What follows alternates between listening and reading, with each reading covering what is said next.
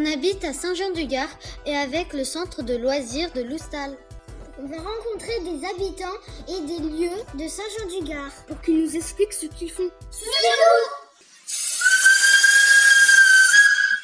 Bonjour, tu peux nous dire là où nous sommes aujourd'hui et te présenter? Alors, je m'appelle Yannick Blanquier, je suis responsable de l'atelier du train vapeur des Cévennes. C'est ici qu'on restaure toutes les locomotives à vapeur et tous les wagons anciens pour le train vapeur des Cévennes et aussi pour d'autres trains touristiques en France. Comment fonctionne le petit train des Cévennes? Alors, le petit train des Cévennes, c'est une entreprise avec des salariés, donc tout le monde, on vit du tourisme. Et techniquement, c'est une locomotive à vapeur, donc à charbon et à eau. Comment faites-vous pour réparer les trains? Alors, il faut beaucoup de compétences pour réparer les trains, beaucoup de compétences diverses. Il faut savoir faire de la peinture, de la soudure, de la mécanique, des plans, tout un tas de métiers techniques, dont certains métiers qui n'existent plus. Quels sont les métiers différents?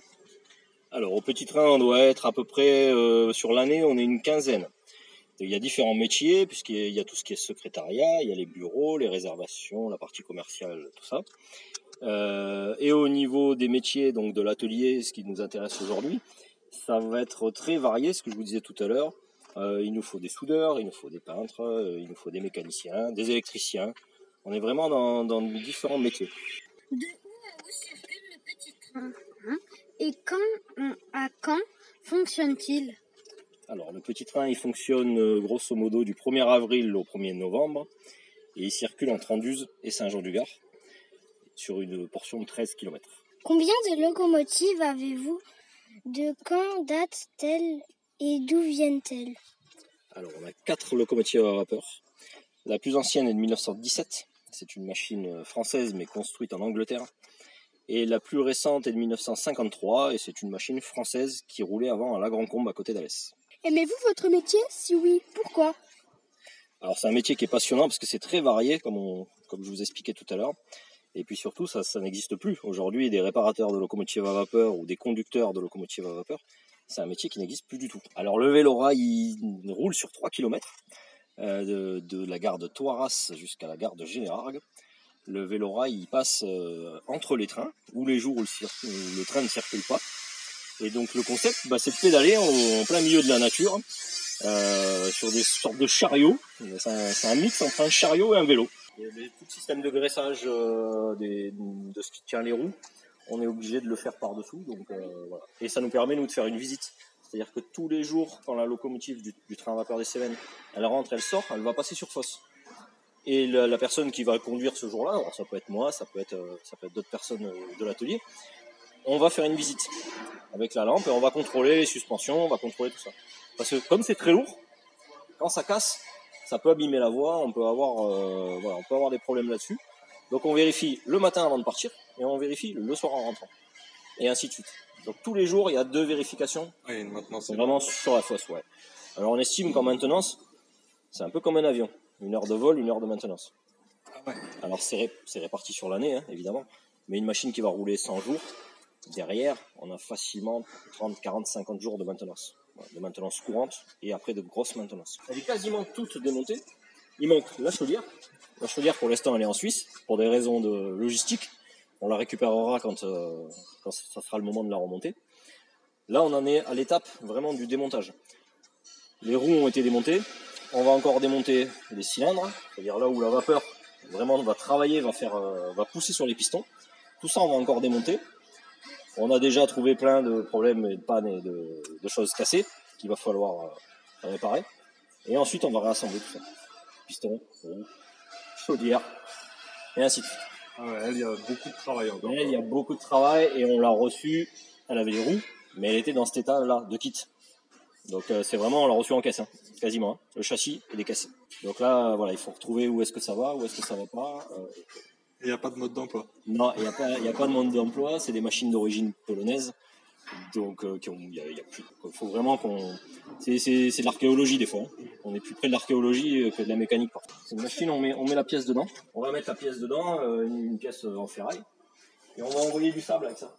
On va envoyer du sable en pression. Donc nous, on met les mains dans les gants. Enfin, c'est plus du sable aujourd'hui, parce que le sable, c'est interdit de sabler avec. Mais du Corano, ce qu'ils appellent, c'est comme du sable.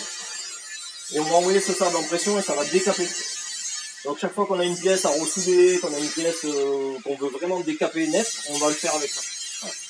Ça permet d'éviter de passer des heures avec une brosse métallique à la main ou sur une meule. Donc ça fait partie de machines qui nous servent pas pour réparer directement, mais pour pouvoir ensuite réparer correctement les pièces. Alors les vitres, il y a des protections dessus qu'il faut enlever, mais sinon ça c'est clair. En fait, tu vois vraiment la pièce que tu fais. Hein. Par exemple, une pièce comme ça, voilà, ça va être le genre de pièce qu'on va sabler. Là, cette partie-là, elle est abîmée. Hein. Donc on va la mettre un coup de nettoyage. Ensuite, on va la mettre dans la machine. Et avec le pistolet, on va revenir vraiment à la ferraille, sans avoir la rouille. Ça va nous enlever la rouille, la saleté, tout ça. Et ça, après, on va pouvoir soit le réusiner avec une machine, soit le ressouder, pour y voir vraiment ce qu'on fait. Ou avant peinture. Si par exemple on veut peindre ça proprement, des fois il y a 5, 6, 10 couches de peinture. Donc on va sabler tout ça, puis on va refaire une peinture propre. Mais pourquoi des fois dans les wagons, il y a des genres de volants? Les volants qu'il y a dans les wagons, c'est des freins. Là. Quand le train il roule, qu'il y a la locomotive, les freins ils marchent à air comprimé. Si on n'a pas de locomotive, du coup on n'a pas d'air comprimé, du coup il faut qu'on puisse s'arrêter, comme le frein à main sur la voiture. Donc quand on va vouloir garer un wagon, eh ben, on va serrer ce volant, et ça va serrer les freins. C'est pour ça qu'ils sont cadenassés. Quand vous avez pris le train, vous avez peut-être vu, on peut y aller, mais il ne bouge pas, parce qu'il y a un cadenas. C'est en cours de route, faut pas qu'on puisse freiner. Quoi. Pour de certains outils, ça fait un contour noir. Alors ça, c'est pour ranger, tu vois, c'est la forme de la clé. Comme ça, on sait laquelle c'est et où elle va. Quand on range à la fin de la journée, on sait quelle clé va où. Parce que nous, des clés, ça va de la clé de 6, qui fait ça. On en a une dans un wagon, c'est une clé de 118. Elle est haute comme ça. Il faut presque être à 2 pour la porter. C'est très variable. On a des toutes petites pièces. Ouais, voilà, c'est presque petit pour nous. Et puis des fois, il y a des pièces qui font 200 kg, 300 kg, 500 kg. Voilà, c'est vraiment très hétéroclite chez nous. Allez, on va aller voir la mécanique de l'autre côté. Donc ça, c'est une suspension, par exemple. Ouais, j'ai vu tout à l'heure. Ah, il y a la lame. C'est un amortisseur de locomotive. À lame. Donc, la roue est là. On le voit ici. Hop, et là, il y en a un sur un wagon. Ça, c'est des wagons qui nous servent juste de stockage, de transport. Ça va permettre que quand il y a un défaut de voie, eh ben, au lieu que le châssis il tape, que le wagon il fasse ça, eh ben, ça va amortir. Comme sur la voiture, quand on va passer un dos d'âne, voilà. Hop, on va sauter, mais c'est pas brusque. Ça amortit. Et si on charge le wagon, par exemple, qu'on met beaucoup de poids sur le wagon, eh ben, c'est ça aussi qui va amortir un petit peu la charge. Donc ça, c'est des suspensions de locomotive. Ça fait 90 kg pièce à peu près. Au départ, pour faire vraiment du stockage. C'est au tout début où le train touristique a été monté. C'était simplement un bâtiment pour rentrer et sortir la locomotive. Il n'y avait pas d'idée d'entretien lourd. C'était vraiment que de l'entretien léger. Donc nous, petit à petit, on l'a adapté pour que ça devienne vraiment un atelier et pas qu'un seul entrepôt. Mais la structure du bâtiment en lui-même, ça on va pas changer. Par exemple, on pourrait pas faire l'élevage. Ce qu'on fait là sur la voie du milieu, on peut pas le faire sur le côté. On passe pas en hauteur. Ouais, d'accord. C'est vraiment fait pour faire des ateliers ferroviaires et ils sont beaucoup plus hauts. Ah bon, déjà, on s'en sort bien pour ça, j'en ai l'air, c'est bien. Donc là-bas, on a tout ce qui est chaudronnerie, soudure, coupe de ferraille, on va dire que c'est voilà, dans ce secteur-là. Et de l'autre côté, on a tout ce qui est mécanique. Machine-outil, tour, fraiseuse, on va aller voir ça.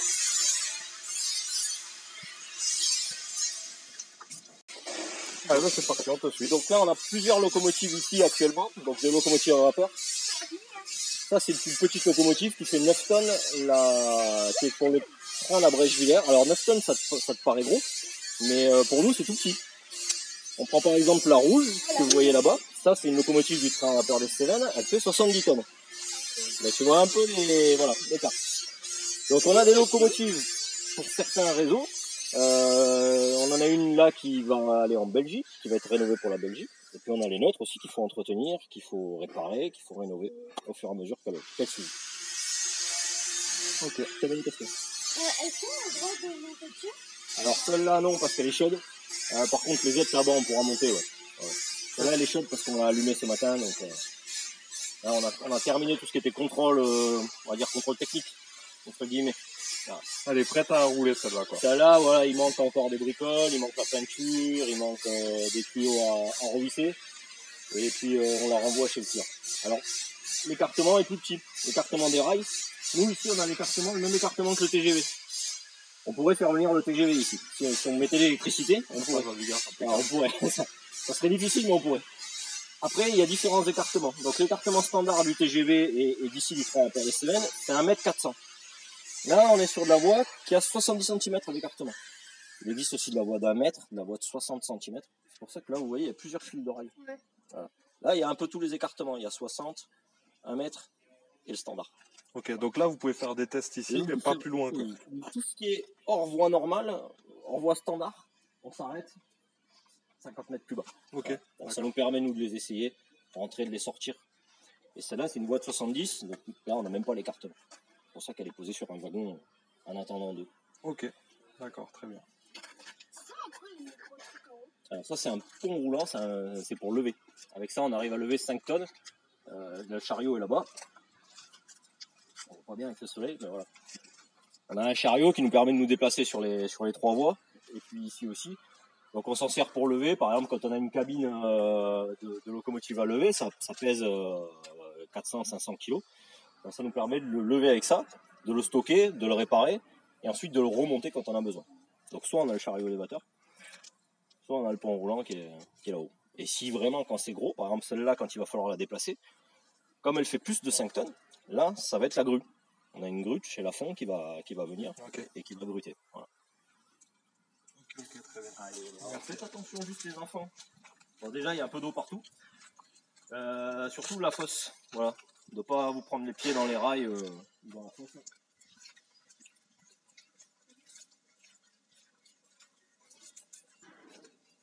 Donc là la noire c'est à nous aussi ça. Super ça. Machine à Shell, c'est celle qui fait le train avec la rouge. Quand vous le voyez passer, c'est soit la noire, soit la rouge. Celle-ci, elle va à Bordeaux. Donc nous, on assure les travaux, ça va de la simple pièce, un essieu, un compresseur, jusqu'à la machine complète. On arrive à couvrir à partir d'une machine de zéro, qui n'a pas roulé depuis 50 ans, et la rendre roulable et exploitable. Voilà. Alors c'est pas toujours des chantiers complets.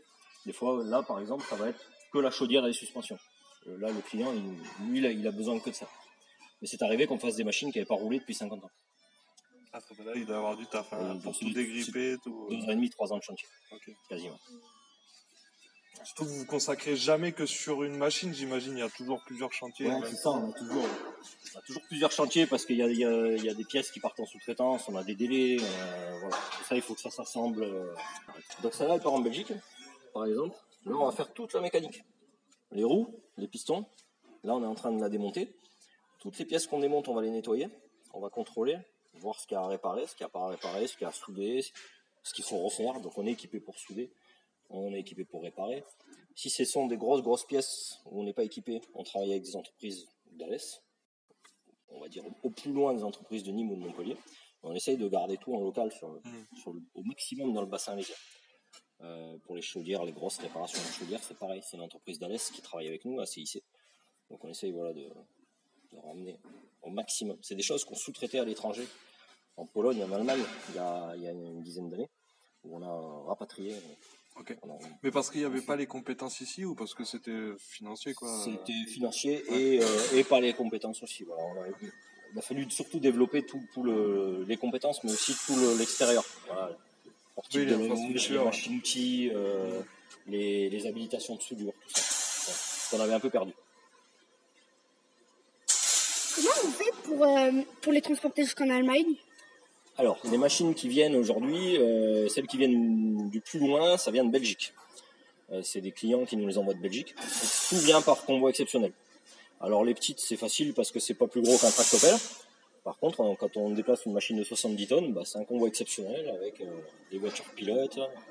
Donc pareil, on travaille avec des entreprises locales, entreprises Lafont, avec Capel sur Alès. On essaye de garder en local et ils sont équipés pour faire du très très gros. Donc ça marche assez bien. Le problème qu'on a, c'est le pont de Thorast. Ah ouais, pour passer en dessous, ouais. Bon, ça passe pas. Ah ouais, d'accord. Et du coup, vous faites comment? On décharge en buse, par grue ou par rampe, des camions qui ont la rampe, et après on remonte. Alors c'est valable si tu veux quand on a de la voie standard. Ouais. La voie, par exemple, la voie de 60 comme ça, on peut pas. Quand il peut rouler, parce que Et quand il peut rouler, voilà. C'est pas toujours le cas aussi. On essaye de les récupérer au moins roulantes pour pouvoir les tracter. Ouais, d'accord. Ok. Et après, nous les tracte avec un diesel, on a un diesel qui est là, on les tracte avec un diesel. Donc celle-là part en Belgique. Celle-ci, donc ça c'est pas nous. Et on en a une autre derrière, qui est sensiblement la même que celle-là.